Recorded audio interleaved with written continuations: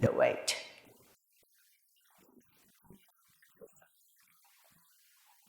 Later on.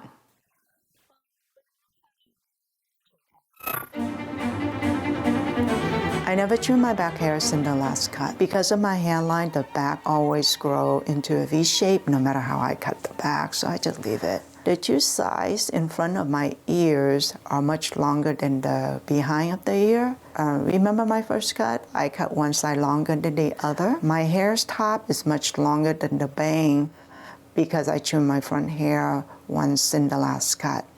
Now, why should we analyze the hair?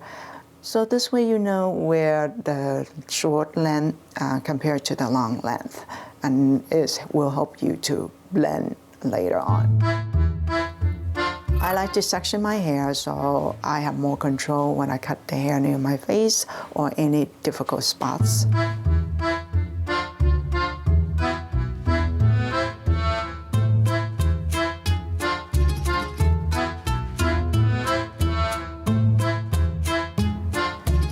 These two ways of cutting allow more control when I cut, but you are welcome to experiment so that way you know which way is better for your hands and shoulders.